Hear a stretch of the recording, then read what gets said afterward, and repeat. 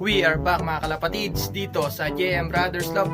And today mga kalapatids, at yan, nandito na naman tayo sa ating love. And for today's video mga kalapatids, papakita namin sa inyo yung kalapati na dinerby namin noong nakaraang araw ng mga kalapatids. So papakita ko sa inyo mga kalapatids kung sino yung nakauwi dun sa apat natin na idinerby, no? So eto mga kalapatids, tara, tingnan natin.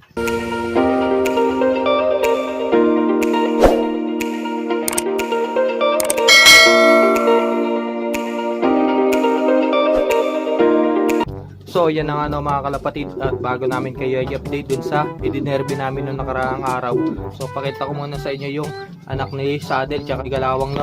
So may kakaibang kulay yung anak ni Kalawang. So eto, kung makikita nyo naman, pure white siya. Ayan mga kalapatids, pure na pure white. Ayan, no?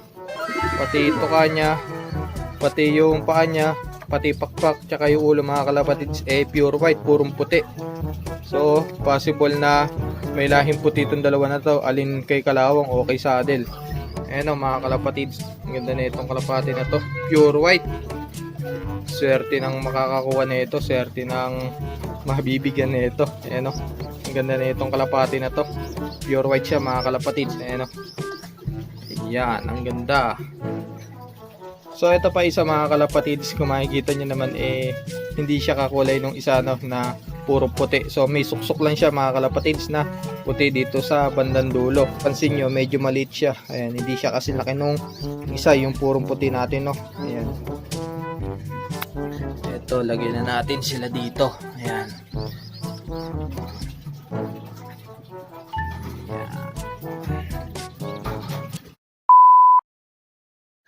So yun ang mga kalapatid. So papakita ko nga pala sa inyo yung pag-uwi ni B1 tsaka ni Dirty Blue Bar, no. So si Black Checkered nga pala hindi naman nag-daybird nung araw na yon, nung araw na nag-aabang tayo. So ang umuwi lang mga kalapatid si Dirty Blue Bar tsaka si B1. So si Blue Bar nga pala yung kapares ni Black Check White Flight doon sa may loob natin, hindi na nga pinalad makauwi, no. So di bali 3 araw na siyang hindi nakakauwi mga kalapatid. So 3 araw na siyang baka nabihag na yun o kaya natirador. So kung ano pa man yung nangyari sa kanya, so sana naman mabait yung nakahuli sa kanya. Ayan, sana naman pakawalan din, no? Pero si Blue Bar mga kalapatids, umaasa pa rin ako, umaasa pa rin kami na makakauwi pa siya, no mga kalapatids. So yun, possible na tumukod, nabihag. So kung ano pa man mga kalapatids. So yung si Black Check nga pala mga kalapatids, nung araw na dinerby natin siya, so sinali nga din pala namin sa pooling yun mga kalapatids. So papakita din namin sa inyo yung sticker niya mga kalapatids. Ito, nandito nga sa taas si Black Checkered, no.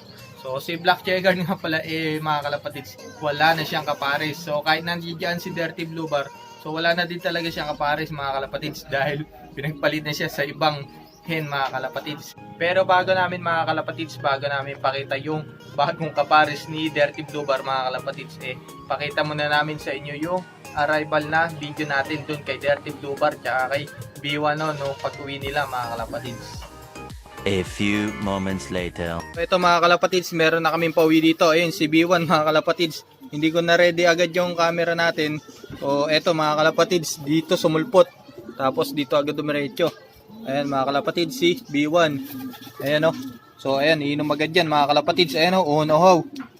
Ayan, subsub agad, oh. Ano ba nangyari? Ayan mga kalapatids, B1.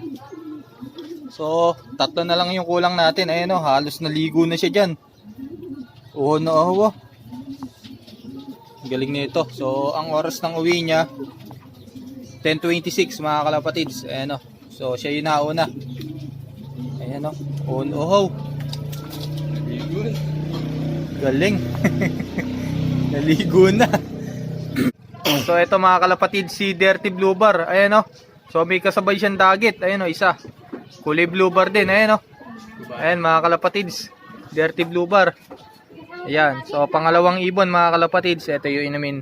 So siguradong iinom yan. So tingnan natin kung bababa din. Ayan, pumasok pala agad dun. So nandito yung dagit natin sa may bubong. Wala ko dito agad iinom. So hindi pala, pumasok agad doon sa may loob. So dalawa na lang yung kulang natin, si Blue Bar tsaka si Black Checkered. So sana makompleto sila para buo pa rin yung Big 4 natin. So, yan ang mga kalapatids, nakita nyo naman yung video ni B1 mga kalapatids, yung pag-uwi nila halos mamatay-matay siya sa pagod.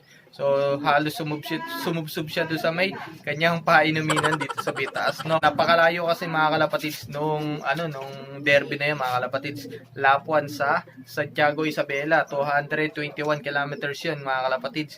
Kaya si B1 mga kalapatids mamatay-matay siya sa pagod. So, tsak na hindi naman tumukod yun, tsak na hindi naman nagdapo. Kaya ganun siya kapagod mga kalapatids. So, si Dirty Blue Bar naman, may bihag pa mga kalapatids nung pag-uwi niya. So, mahilig talaga sila sa bihagan mga kalapatids. Pag galing sa hagis, matik na yan, laging may kasabay na bihag mga kalapatids. No? Nga pala si Black Checkered, nung araw na nagantay tayo, hindi na namin hinantay na makauwi dahil nga may ginawa kami nung araw na yun. So hindi na namin na ituloy yung video, kaya hindi din namin na i-edit mga kalapatids. So ayan mga kalapatids, nakita nyo naman yung pag-uwi ni Dirty Blue Bar tsaka ni B1, no. So sila lang dalawa yung malakas. So si Black Checkered, kung sino pa yung sinali natin sa pooling na si Black Checkered, siya pa yung hindi umuwi, siya pa yung hindi nag-daybird, nagkinabukasan pa. So ang oras ng uwi niya mga alas 12 na mga kalapatids ng tanghali. So, nung sinali nga pala natin si Black Checkered doon sa polling, hindi naman tayo yung pumusta mga kalapatid, si Kuya Renan Liwanag. Shoutout nga pala sa iyo, Kuya Renan Liwanag. Talo tayo, hindi nag-daybird yung ibon natin.